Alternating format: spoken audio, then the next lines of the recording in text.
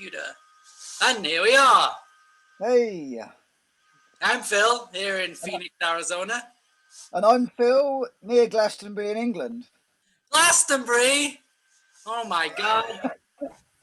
Phil and Phil Yeah, show live from Glastonbury, England. Oh my God, we were just talking about that last week. That's so exciting. I'm here. Because of all that COVID nonsense, I temporarily, maybe not, maybe really did not, maybe got involved with. And my buddy said, Phil, come down here and let's do some protocols. So a great big thanks and loads of love for Pete, because we've been sauning every day, cold showering, and he's got a freezer and it's got like 4 inches of ice on the freezer. So we've been dipping in and out of the freezer. Oh my God, I'm jealous. So just before the show, Phil, that's why I said, can you give me an hour? I went and saunaed, cold showered, sauna, cold shower, sauna, cold shower, ice bath, sauna, cold shower. Oh my God, that's the best ever. So I could be back. We've had a lot of, spending Halloween in Glastonbury, right? Well, we're not in Glastonbury, we're near Glastonbury. But the energies, we're right on the edge of the St Mary Michael ley line that goes right around the world. It's one of the major lines. So, when the veils are really thin, it's like, energetically, man, it's so hectic. So, last night we had a really good chat, exploring and sharing. And today we were in quite deep into emotional and triggery traumas with people. So I said, right, I'm gonna let's just get in a sauna, and Pete's like, yeah, man, but if you want to be really present, you've got to do the ice bath. And I was like, all right. So tell me about that. Why? What does that do? Well, Pete's your man, really, to tell me what that does. So, so my understanding is it makes us, well, not so much my understanding. My experience is between the sauna and the ice bath, it just makes you present. Or it's made me present. We were off Ice kind bath, of. cold. No, I read it and then I. Hey, Did I muted him? Should I not mute him? Yeah, let's bring Pete up. Pete, are you there to come on? Okay. Do we want to get video? Yeah, let's bring him on now. We've started. Now trouble started. Now trouble started. Pete's in the middle of making dinner, so he'll have to let everyone else have to go hungry for a minute. Yo, Petey, come on.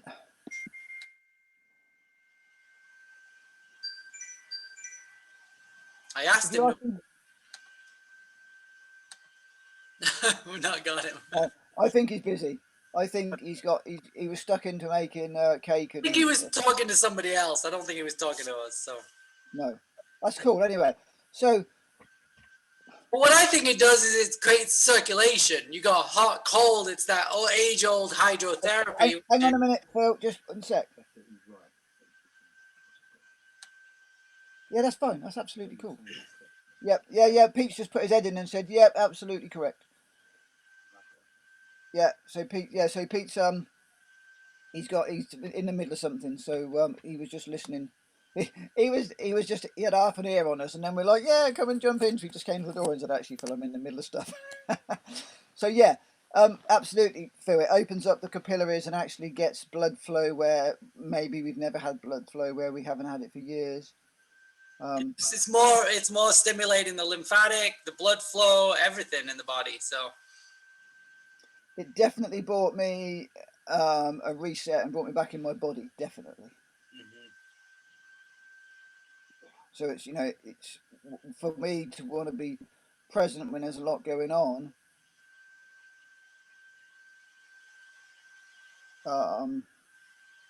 Sorry, yeah, I just got a message through from somebody.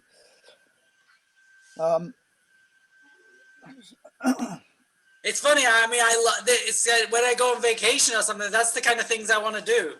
I want to jump in cold water, I want to put my feet on the earth. It's like that's like my idea of vacation. It's kind of funny. It's like I want to do therapies like that. I want to jump in a sauna. Or I want to jump in the water, in the ocean, in the lake, in a stream. You know. Oh yeah, I totally get that, Phil. You know, if I go to Turkey, I haven't been to Turkey many times, but when I go to Turkey, one of the first places I do is go to the Turkish baths, and in there you get the hot shower, the cold water. They chuck you on a slab. Have you ever been in one, Phil? Turkish bath? I know, but I spent 6 months in Sweden, and I remember this. There was like a bathhouse I went to that was pretty cool in Stockholm, and everybody had saunas, like dry saunas. Everybody had them, you know. Yeah. So in Turkey, they actually put you on this great big marble slab, and then they cover you in this special Turkish bath soap, and then and that's kind of a massage in itself. And then they get this hand scrubber that goes over their hand, and then they scrub your whole body, and they get all the dirt. It's unbelievable. With salt? Did they do it with salt? Or? Sometimes they do it with. We had a coffee. Did they do a? We had a complimentary thing. I think it was a coffee and something body rub, and they after they've washed you all off and given you a bath, then you can have the salt or the coffee granules. That's what we had. Wow, interesting. So yeah, you get a scrub to get you clean, and then you I think that's what it was. I'd have to ask Kay to be sure. And then you get covered in this stuff and left, 10 or 20 minutes, and then they come and hose you all down and wash you off. So yeah, that's pretty cool. But yeah, the same as me, Phil. If I go somewhere, and that's why coming to see Pete is great, because there's always a sauna going on. And when I got here the other day, they found a load of free wood on Facebook Marketplace. Someone was wanting to get rid of all this wood, so one of Pete's lads that lives here, he took the van and went down and filled the van up with 2 massive loads of wood. So our morning was unloading the van, sawing wood up and stacking it. So that was quite cool. So it's a wood-fired sauna then. Yeah. Oh yeah. Sorry. Yeah. Pete's is a wood-fired sauna, so it's really cool. That's so cool. Really hot actually, but yeah, really cool. So I've met someone, Phil. Okay. That actually runs an organisation in London, and David Icke talks on their platform. Oh, okay. So he said the next time they're doing an event and Icke goes on, he's going to one-to-one him and see if David will come on our show. Wow. To talk about evolution and transformation. So what platform is this? Do you know? Sorry. Yeah. It's it's okay. Should we say it's a live group community tribe that gathers. Okay. You've probably seen it on the news. All right, we'll talk about this later. So that would be quite cool, wouldn't it? Mm-hmm. That would be awesome. So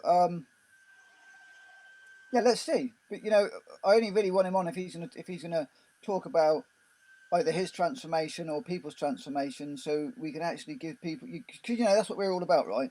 Right. The best we can at getting tools, sharing tools. So hot and cold therapy. Actually, let's talk about that a little bit, Phil. With what you can do with a shower, really, is when you're having your normal shower, turn it up hot, turn it down cold. Even if you did 5 seconds hot and 5 seconds cold to start with, it's really useful to get the lymphatic moving, to help the skin heal and get the skin breathing properly. It's good for blood circulation. If you do it on the head, of course, it's really great for brain, memory. It's good for injuries, Phil, as well, isn't it? Yeah, and ideally you want to finish on cold so the body warms up naturally itself. So. But yeah, I mean, even if somebody's just like say just starting off with 5 seconds, you actually surprisingly work up your tolerance really fast. Yeah. Body just gets used to it. It's like, oh, this is good. Yeah, you know, it's amazing today, even though when when I was down with Pete in the sauna and he went in the he said, "You coming in the ice bath?" And I'm like, "No, I'm not going in." And he's like, "Why?" I said, "Mate, I feel a bit vulnerable." So I was feeling, you know, I had a little bit of heart palpitations and I was feeling a little bit lightheaded. So I went in the cold shower and showered off in the cold and then went back in the sauna and then went back out to have another cold shower. And he's like, "Now?" And I was like, "Actually, yep, funnily enough." So that sauna in and the cold shower had stabilised me Hmm. enough to then go and take an ice bath. Right. And actually, it was the longest one I'd done. Well, it wasn't long, but maybe like 15 seconds in the ice bath. And it's like, wow, that's amazing. And then sat in the sauna again for, just to warm up, cold shower, like you say, and then just dried off outside and, got dressed. So Right. re- Oh, refreshed. yeah. It also disentangles you from spiritual and emotional stuff, not just the physical stuff. Hmm. It's a total reset. Yeah, when I was in Michigan the previous week, I was jumping in the lake every day, but the first time it was like I jumped in, it was like I was out right away. But by day 10 or whatever it was, I was actually swimming in there and I was in there for like 20, 30 minutes. And it was cold. I was shivering afterwards, but my body built up tolerance. Like the body can handle it, but it's like you just gradually work up to it. And the body's really amazing at adapting.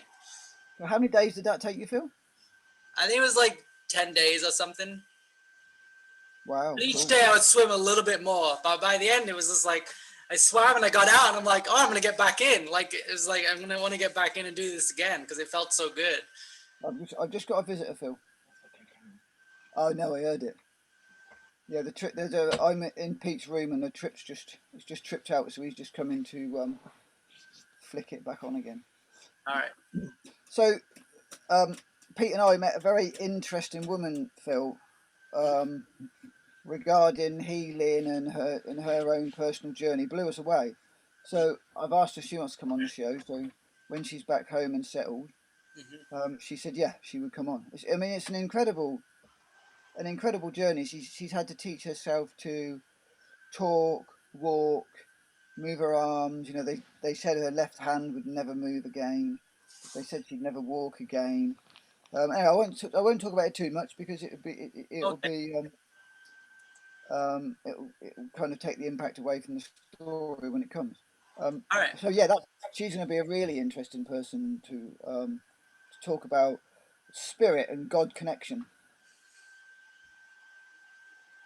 Yeah. So talking about the cold therapy for a while, I think I did about 5 weeks of the Wim Hof program, which was like, the cold showers and ice baths every day and then the breathing. And it did feel really good. So, Wow.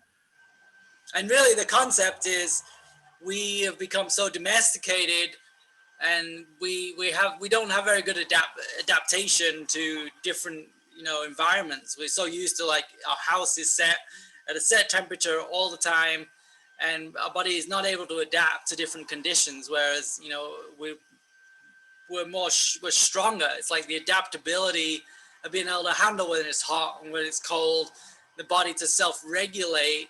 Whereas if we live in these isolated, sterile environments, we don't give our body the opportunity to adapt. So it becomes weak, and that's part of what's happening. And we're in our comfort zone all the time. Yeah, absolutely. So we've lost our ability to adapt. Yeah, that's really interesting, Phil. That it also makes sense because we're the only animals on the planet that wear clothes, right? Hmm. And and Wim Hof has really shown us the possibilities um, in the adaptability of the human body, hasn't he? Hmm. Yeah, and you're right. We're on a level we're very comfortable in our uncomfortableness, and for most people nowadays, they've grown up with electric lights, central heating, telephones, mobile phones, computers. Having the heating on whenever they want, having a heater in every room actually. Mm-hmm. And they just lost that. I mean, you're right. They've lost that connection with self, with nature, with environment, and comfort. Comfort. You could call comfort convenience. It's kind of the same thing, really, isn't it? Mm-hmm. And all this convenience shopping. That's what's killing us, guys. Right. It's the convenience of just turning on the heating, the convenience of turning the light on, the convenience of having takeaway food, the convenience of having TV dinners, microwave food, and all that crap. And I think I said to you before, I was on a show of a friend of mine a few weeks ago, and he was talking about convenience, and I said the thing is, convenience will kill you. Mm-hmm. And that's what we've got to remember. The adversity, actually, adversity, obviously, if it's extreme, will do the same thing. But if we're working with adversity, one of the things I always look back at and talk about with people is tough times. Because actually, it's like, God, do you remember that? And it's really character building. Where the thing I've found with comfortable, easy times is it doesn't seem to be character building. Mm-hmm. And I'm not saying everything that's hard is good either, but I'm just saying it seems to be when it's uncomfortable, that's when actually we start to build our character. We build the ability to deal with things. Yeah, it's like, I mean, that people, like, after the war, then people get together in community and grew their own food, and like you had to work for it, but it was community building and gathering. And it's like they talk about stress. We need some level of stress, and it's like when you want to build muscle, if you don't do any exercise, then you're not going to build any muscle. But you need to stress the body a little bit to grow muscle, and it's like we need to stress the body a little bit to be strong and to be healthy.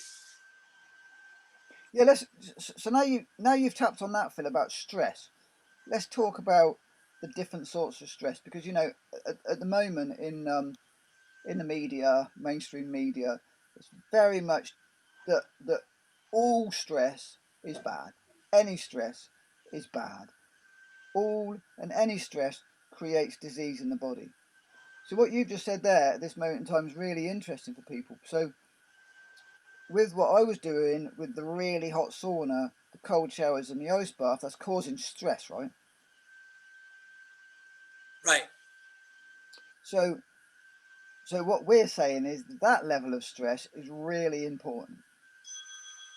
Yeah, because you're giving your body's going to come back into balance. It's different than like chronic stress that's happening all the time, like this underlying stress. You're in a job that you don't like, you're in a relationship that is stressful, or you're in an environment that's toxic, and that's a level of stress that's constantly bearing you down, and like the body's constantly in fight flight, which is different than you do something like, okay, you do some sort of cold therapy, which is like a stress that's creating a rush in the body and a movement of fluids, or you're going for doing some exercise, you go out for a run or a hike, or you chopping wood like you were doing. It's like that's a type of stress that enlivens the body, rather than like this chronic underlying stress of modern society that depletes the body. Yeah, so how can we talk about that so we can differentiate, like, so what we're saying then, and correct me if not, is we've got like a good stress. So there's a good stress and a bad stress. Mm-hmm. So lifting weights, going to the gym, and I guess depending on the environment there, I mean, if you're in a toxic environment, then that's going to create, if you're going to a gym where there's lots of toxic smells and fragrances and all that stuff, then that's going to create a different sort of stress. So actually, what we're talking about, I suppose, is, being out in nature. Well, there's a level to that. Let's go to the weightlifting for a second. There's a level to that. You can actually fry the body. So top Olympic athletes, they kind of push their body a little bit far. So there's a lot of free radicals in their body. They have to work hard to keep in balance. So there's a level where you're really pushing that body, and it's potential you're on that line where it could break down. So that's not so healthy either. There's that line, that healthy line. You go and do cold therapy and you stay in the ice bath for 3 hours, and you're going to get frostbite. It's like you're going to lose your toes, which I know some people have done with the Wim Hof. I'm in this Wim Hof group, and people have like, yeah, I stayed in for an hour and my toes went blue. And it's like, yeah, that's too much. We're not trying to kill ourselves. We're not trying to hold our breath for 20 minutes. Like, it's like it's just a little bit of stress, and then we come back into balance. It's just learning like where that level is. So that's kind of what we're talking about healthy stress being a very fine line then, aren't we? I think so. And of course then that becomes very personal, doesn't it? Right. Mm-hmm. So, like for instance with Pete and myself, when he's in the freezer, he can do I think his longest is 14 minutes. Mm-hmm. And mine's probably 14 seconds. Whereas for me, I imagine if I was in there for 14 minutes, well, I don't know, I've never done that length of time, but so I'm dealing with what I can deal with. Right. So at that level, I'm keeping it at a healthy stress, and it's definitely getting longer. So, we're talking about, I suppose people that run marathons, I mean, that's getting towards the edge of an unhealthy stress, isn't it? Yeah. I mean, we know that marathons are not a healthy thing to do necessarily.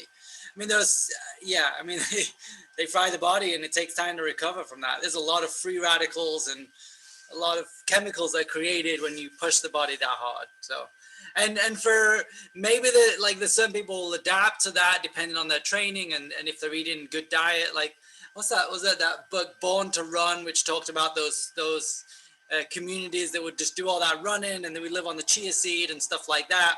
But their body's adapted to it, whereas somebody in the West who comes from this comfort zone and pushes their body using adrenaline and force to get through that at all odds, that's not going to be healthy either. Just because you can do it, you're just going to push yourself to do it and end up burning yourself out. So it's like, it's fine. It's listening to your body of where you're at right now and what you can handle. So, and you see that in people doing Wim Hof. It's like, I'm going to do the Wim Hof and I'm going to stay in this cold water. And then you're like, it's too much,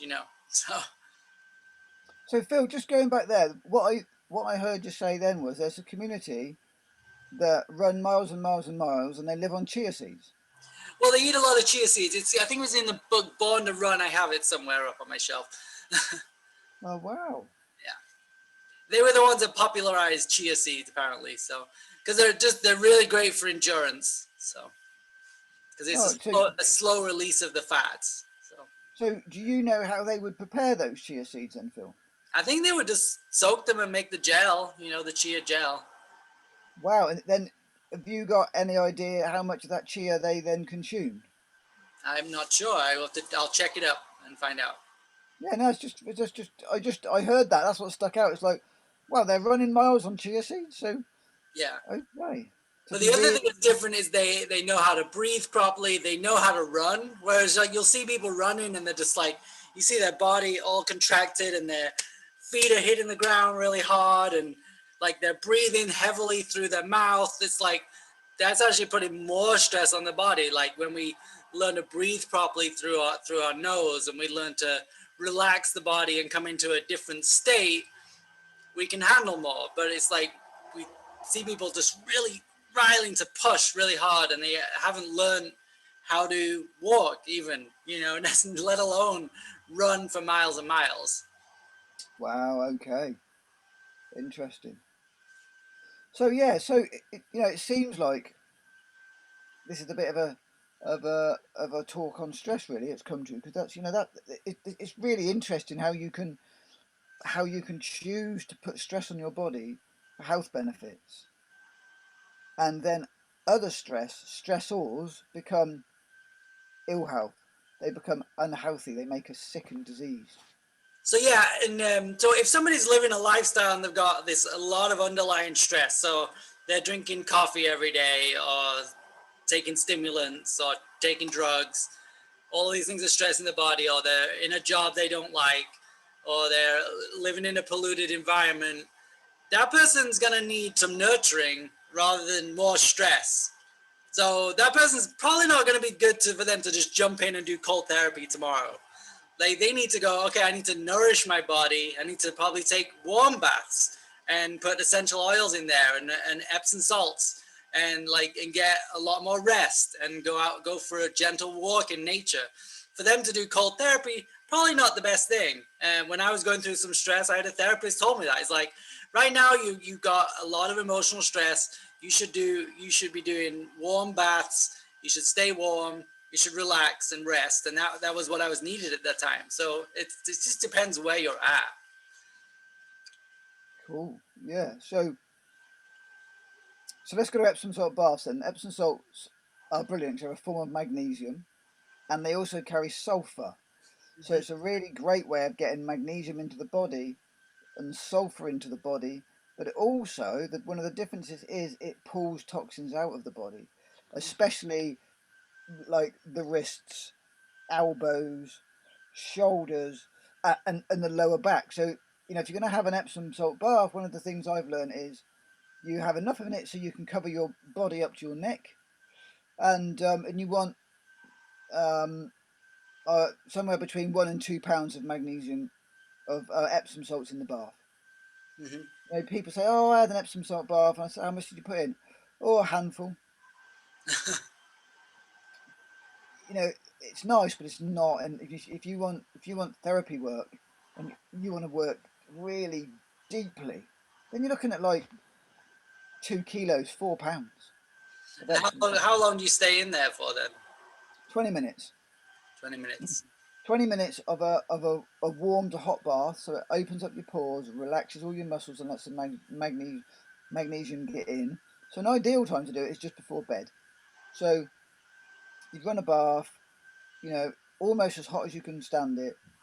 Put half a kilo, which is a pound of Epsom salts, up to maybe 2 kilos or 4 pounds of Epsom salts, up to. And then stay in there for 20 minutes, half an hour. You could do longer, but 20 minutes, half an hour, so you stay fairly warm. And then get out and wrap yourself in a warm towel, and then go to bed. Mm-hmm. That's kind of the ideal way, because then you can just stay in that relaxed state and sleep through it. So what essential oils would you put in there then, Phil? Well, if you want to relax, there's some lavender. Is always good. Chamomile? You put some chamomile in. Yep, lavender, chamomile, rose. Just things that are relaxing and calming. Oh, nice. Yeah, nice. So that's one way of building up your reserves. Your magnesium reserves, your sulfur reserves, getting a bit of detoxing in, and then sleeping. Sleeping's is, I think, in the West especially, sleeping is a really underrated form of therapy. Right. Especially one of the other things I've learned doing my journey, and my gran always used to tell me, that every hour before midnight is worth 2 after. Wow. And also then, we've learned now that you need to be in a deep cycle by 1 o'clock, because in Chinese medicine, 1 till 3 is your liver time. And if you're not in that deep sleep cycle, then your liver doesn't rejuvenate. Mm-hmm. So, if we're looking at sleep as therapy, if you're dealing with stress, sleep as therapy is great, and look at being in bed for 9 o'clock. Mm-hmm. Nine. Some people say 8 o'clock, but I think in England it's a bit hard. But do aim to be in bed at 9. Maybe read your favourite book. Read something relaxing for kind of 15 minutes, half an hour. Then 9:30 you're turning your light off and you're getting sleep. And then 5, 6, 7 o'clock you're ready to get up. But that is definitely true. The hours before midnight are they're just worth so many more than after midnight. So let's talk about sleep hygiene a little bit. So when we're in our room, we want to be watching TV, right? And on our phone, and really stress, bright lights, right? That's good, right? No, Phil, that's terrible.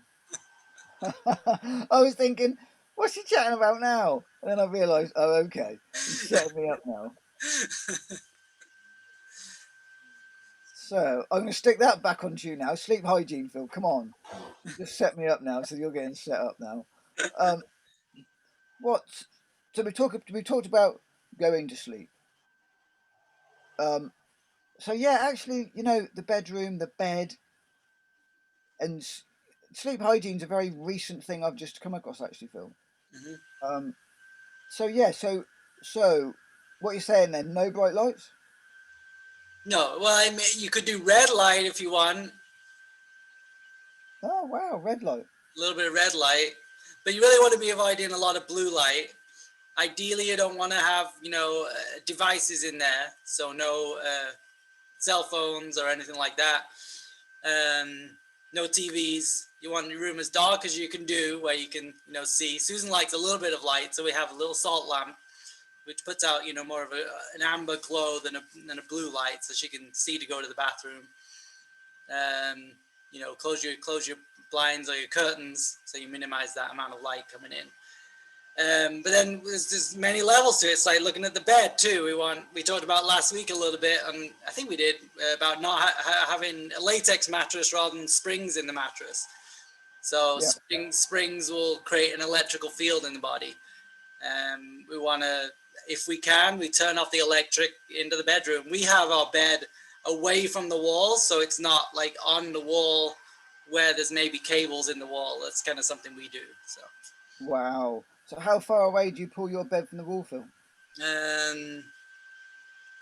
Like, see, was it meters? I don't know in meters. Maybe 2-3 feet. Just do it in inches, and I'll convert it. Well, about 3 feet or something. Oh, so still about a meter then.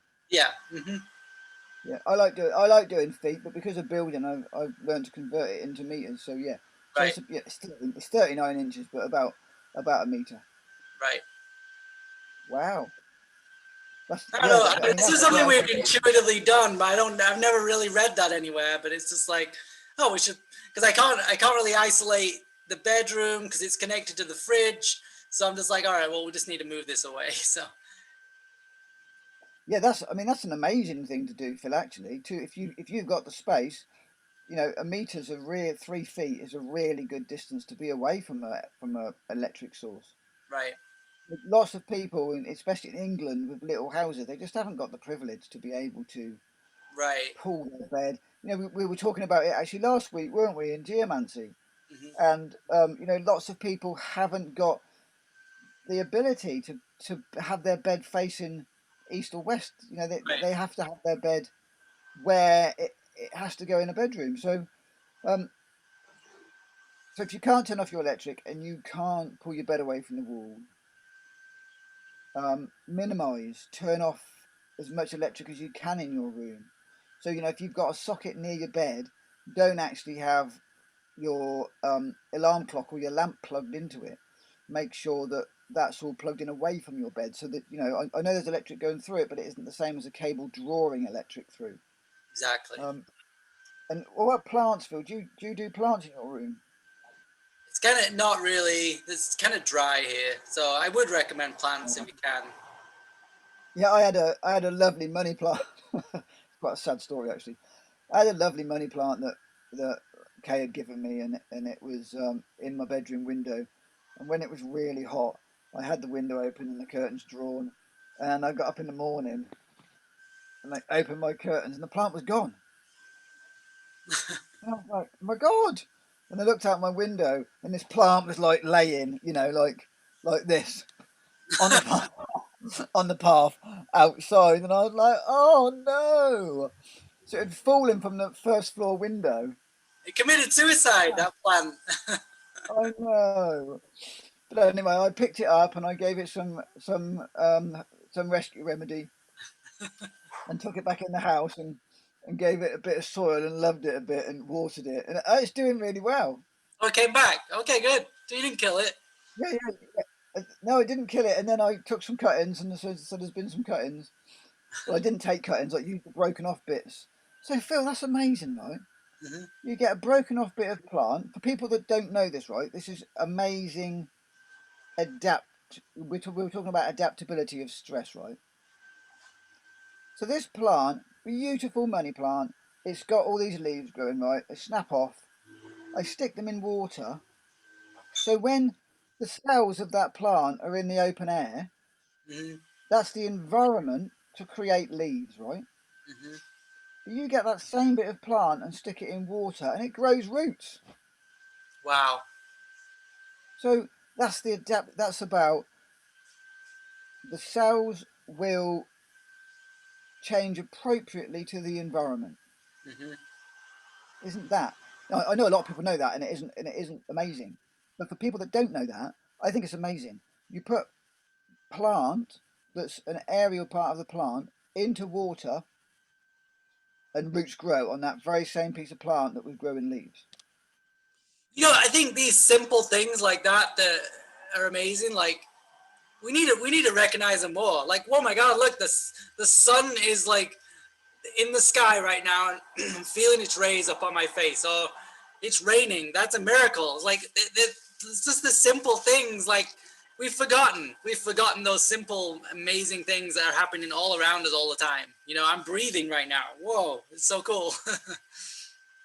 Or I can feel my heart beating in my And chest. that takes me back.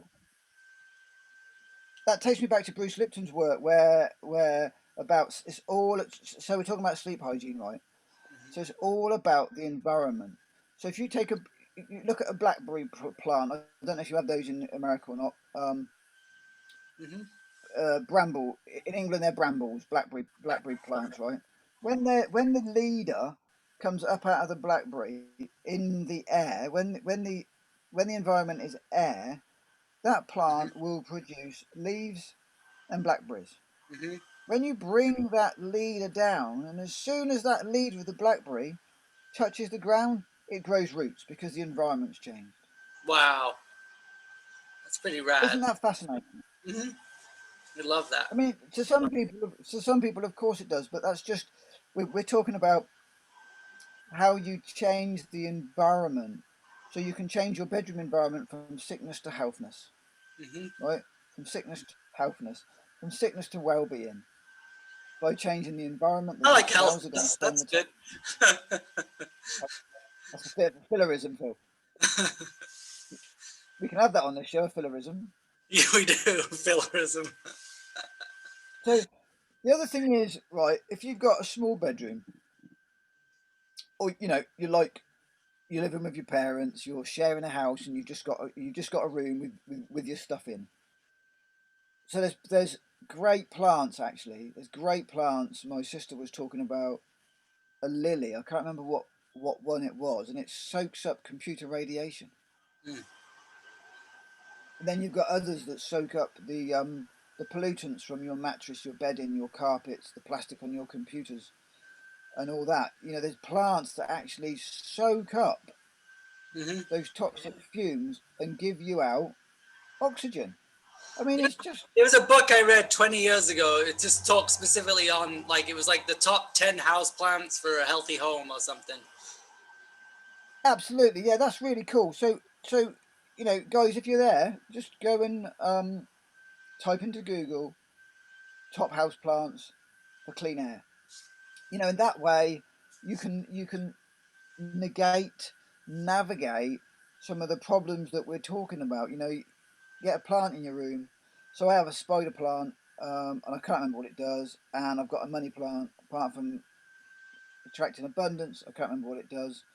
And then I've got this lily that my sister's given me that I'm going to get in there as well. So there's a lot of us can't do things. We can't do the things that we're talking about. We can't move the bed off the wall. We can't turn the electric off. There's lots of things we can do and lots of things we can't do. So Phil was sharing kind of the really great things to do.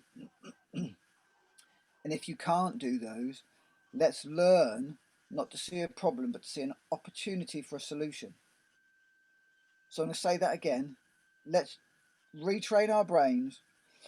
Actually, this takes me on to a talk I was listening to the other day. That was fascinating, where humans are wired to find problems. So what we've got to do is practice finding solutions. We've got to change that mindset to being problem solvers. So the bedroom, right? You've got to have your computer in it. There's nothing you can do about it. Okay, so let's buy a plant that soaks up computer radiation. You've got normal carpets and a normal mattress. Okay, that's fine. Let's get a plant that absorbs air pollution, right? So remember, sleeping with your bedroom window open, that's really important. Unless it gets so cold, you can't. But, until it gets that cold, or even if your window's open a crack, put a t-shirt on or something if you need to. Put an extra blanket on the bed or a thicker duvet or whatever you need to do. But air in your sleeping environment is really, really important. What do you want to add to sleeping, Phil? Well, I was gonna say, so I mean, I love that, like your point about like what I call solutions focus is critical. We're in this world today again where it's like it's that comfort zone. All these thoughts and ideas are given to us when we're actually these incredible creative beings, and as we tap in and enhance our body, we can come up with some incredible solutions to live healthy and to live well and to create a better world for ourselves and for our family. So yeah, solutions focus and creativity is critical. Creative thinking, critical thinking, yeah, just expanding consciousness. But what I was going to say about the bedroom is, yeah, get creative. So what could you do? You could bring crystals into the room. So fill your room with crystals, or even if you can't afford crystals, bring some rocks. Just bring some darn rocks in from outside. So you got like stones that you found on the trail. It's sacred to you. Maybe have a little altar or something where you maybe say a prayer before you go to bed. These are things I want to do now. So just creative ideas and things you can do to create a sacred space, because that is creating a field. And that field, we can protect ourselves in just that field. I mean, I'm living in an apartment complex and I'm hit by Wi-Fi, so I can't turn off the Wi-Fi because it's all over. It's like, and even like I don't even have Wi-Fi, but I'm connected to Wi-Fi because our local provider somehow provides Wi-Fi to us. I don't even know where it is, so it's everywhere. So it's like, all right, well, this is what I got. This is where I'm living right now. So we just got to do everything we can to live in harmony. I wear different necklaces and things like that. But yeah, like, can we do it creatively if you don't have the resources to do that? And yeah, bringing a plant into the house, bringing some rocks, some crystals, create a little altar with your favorite little crystals, do a prayer before your bed, but create an energetic field around your body and around your family, and that's powerful, and you can just do it to set that intention. Yeah. I love that story from last week where the civil engineer put crystals in the tunnel and just did a prayer. And it's like, he didn't know what he was doing. He's just like, I'm just going to tune in. I'm going to do a little prayer. And like, he fixed the energy with that. He didn't have training or anything like that. He was just a human being being creative. So Yeah, that's great memory, Phil. And like you were saying with Susan, a salt lamp. Salt lamps are great to have. Even though they're an electric source, at least they do. They go part way to negate their own electricity that they're taking to use them. Yeah, make your window dark. it's putting off some negative ions, which is really healthy. And modern buildings and air conditioning things and the shapes of buildings, they create a lot of positive ions, which are not so healthy. So in natural environments, woodlands, high elevations, there's a lot of positive, negative ions, which are said to be health enhancing. When we put our feet on the earth, we're creating this electrical charge. We're pulling in negative ions into our body. So we also sleep ground, and we have a grounded sheet on the bed, which helps to connect us to ground. So that again, these positive ions from EMFs, from air conditioning units, from unnatural environments, and it helps to kind of dissipate some of those extra fields. So, somebody wants to come in. Yeah, hopefully I've just let Annie in. I'll let her in. She's in. Are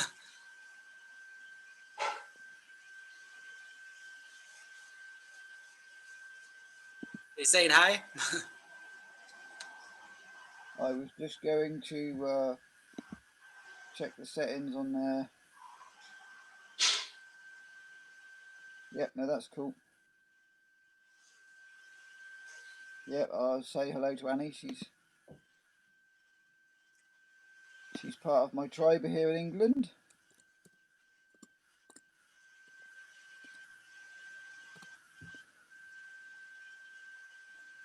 So yeah, so And just yep, go ahead.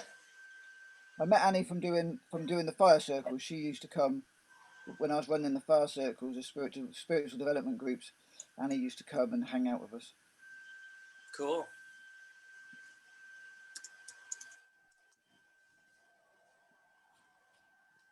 Good. So I think we've got somewhat of a healthier sleep environment there. That's good. Yeah. Yeah. That's So another way to deal with stress is get out in nature. You know, Phil's always talking about it. Get out in the woods, get out in the fields, go for a walk. And when you're out in nature, get off your phone. You know, leave your phone in your pocket, leave your phone in the car, leave your phone at home. You know, if you're out in nature and you can, put your phone on flight mode. You know, just do something so you can actually connect more with nature than you are. You know, maybe do part of your walk with barefoot. You know, I know Phil always loves to jump in a stream. If he sees a stream, he's in it. You can't keep him out. So a thing that Susan and I just started a few weeks ago is we're having a tech-free 24 hours. So we're doing it on Shabbat, so which is the Essene tradition. But from Friday night to Saturday night, no tech, no phones, not allowed on the internet, no TV, nothing. So it's just all like we can read books, we can talk to each other, we can make food. But we've set that and we're doing it, and it's actually really cool. It's like this is a simple once a week thing. Think of something you're like, oh, I'm gonna look that up online, and you're like, oh, like we're not gonna do that today because we're not doing tech. We're dependent on technology. Check that out. You froze a little bit there, Phil. You still? Yeah, I'm still. Yeah, you're frozen as well. Not sure why. Yeah, you're frozen. You're frozen. Phil. Are you back yet, Phil? No, I hear you. It says my internet is unstable. I hear you too. Oh, a bit like the rest of us then.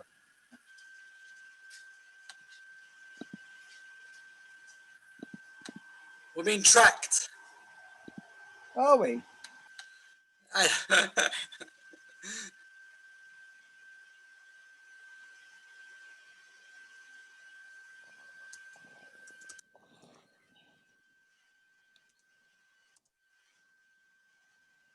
Yep, you're definitely frozen, Phil. I see. Hang on. You've been in the cold bath, haven't you? Yay! What'd you do? I just turned my video off and turned it back on. Oh, well, that's worth knowing, isn't it? Well, I don't think that was it. I forgot what I was saying. The internet was down a little bit, so yeah.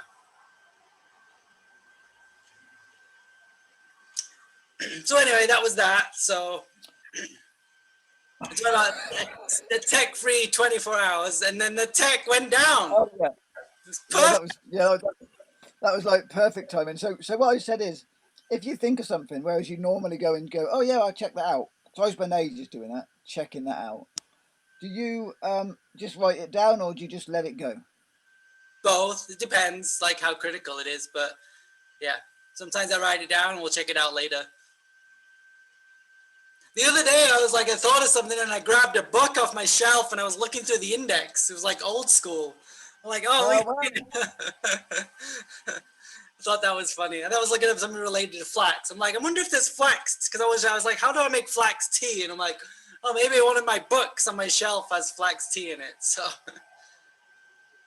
I got a lot of books. You probably see my books. It's all my books. Yep, that kind of looks like my bookshelves at home. Yeah. Need lots more books. You need lots more books. Always need more books. I ordered the book, is it Virus Mania? That should be coming soon. Should be fun. Oh, wow.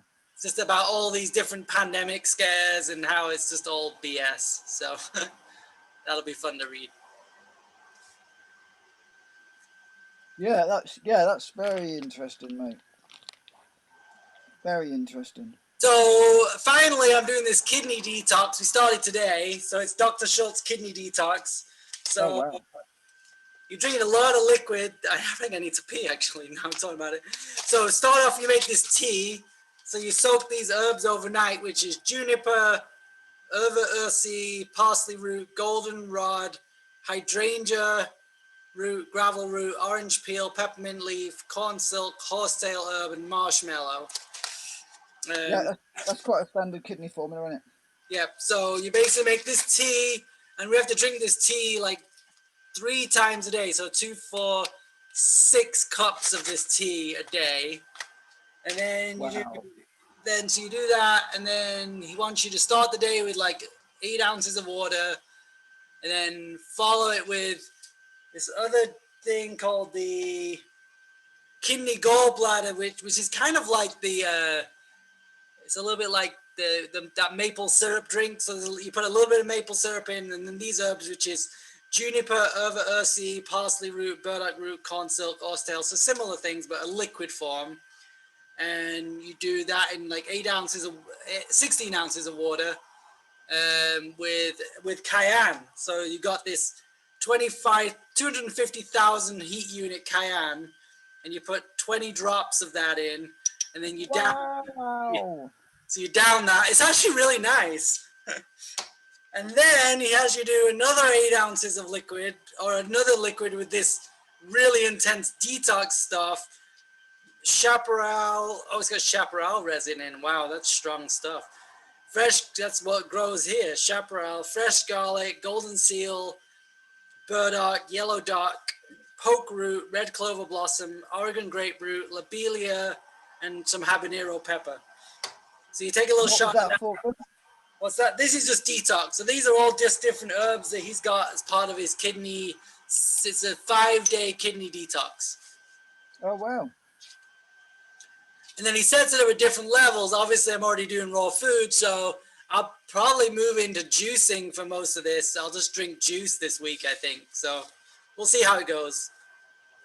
Just kind of, I was just like, it's time to do it. I was like, it's been sat on my shelf for like 2 months, and it's just like, it's time to do this cleanse. Wow. Must be a change of season or something. So Yeah. Yeah. Well, absolutely. I mean, here it's a change of season. You're going. Yeah. Well, you're coming to winter as well, aren't you? yeah, it's fine. Well, it's finally turning. Like when I came back from my little trip, it finally started getting cool. So before I left, it was still like really, really hot. But now in the morning and night, it's finally cool. It's actually nice. So there is, yeah, maybe that's it. My body's like, it's a change of season. You need to detox. So Yeah. Cool. yeah. So, Yes. So we'll go into that on a video, won't we? We'll go into detox. always Oh, favorite topic. the only topic really. yeah. I thought, yeah, actually saying we'll go into detox. I think we've probably talked about a lot of detox on our show, haven't we? Always, but there's always someone else to talk about. Like today, we're talking about detox a lot. We're talking about saunas and actually a healthy sleep environment. You will detox healthier. If we're stressed at night and we're not sleeping properly, the body will not release and detox the different cycles. If we're not grounded at night, our body's not gonna detox properly. So So I've been sleeping in my van for the last nearly a week, and when the door shuts in there, there's zero windows. You can't see to the cab. It's just a black box. There's no electric in it, of course. There's nothing in it. Just me in a temporary bed, and I sleep really peacefully. mhm, Really interesting. that's good. I don't know which way. I never thought to check which way my van was facing. That's I don't think probably important. Probably I've not got a lot of choice though, because I'm parked on a track. So and the track's one van wide, so that I'm kind of where I'm at, and that's that really. So yeah, I hadn't thought of that. I'll have to look into that. So what do you reckon, Phil? Do you reckon we're done for the night? I think so. I'm gonna say I want to. I've been watching Ronnie Landis. He's doing this thing called a dopamine detox, Oh yeah, which I thought was interesting. I don't really know what he's doing, but it makes sense. Like we're we're in these lives that are a lot of artificial dopamine. So I'm gonna see if he wants to be on our show and maybe promote Well, his yeah. new We class talked about he's doing. So we talked about having Ronnie Longers on the show before, didn't we? Yeah, that would be yeah. really interesting. So I think that would be and he probably wants to promote his course that he's doing or whatever, and maybe he can talk about it a little bit. So Why not?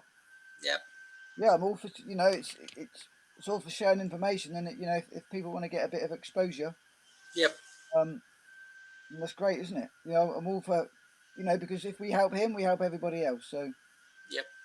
yeah, that's really cool. Phil, that's been a pleasure. Thank you very much indeed. Thanks for everyone that's been watching. It's been really well. Again, there's always a challenge before coming on the show. Something happens, something's going on. There's stuff coming up. Whatever. There's always a challenge, and Yep. the important thing why we keep doing the shows. Well, not why, but partly why we keep doing the shows. It's about showing up. Mm-hmm. We don't always want to show up. We're not always feeling like it. Some shows we might have a bit of ego. Some shows we won't. And it's what it is. When the camera goes on, we do the best we can. Yep. That was a good show. I love that show today. Thank you, Phil. Thank you, Phil. Thanks everyone for watching, and check us out, philandphil.com. Send us a couple of pounds or a couple of dollars to pay for our website, and we'll love you. Yeah, go check out our website at philandphil.com, and on there is a donate button. Please guys, if you feel you've gained something from the show, two things: pass it on. If you feel to donate to us so we can pay for the upkeep, because we do this off of our own backs, because we love it. We love each other and we love you all. Yep. And this was I'm Phil. And I'm Phil. And you've been watching the Phil and Phil Show. So thanks everybody. Oh, hang on. Let's see. Let's take it. Stop the stream.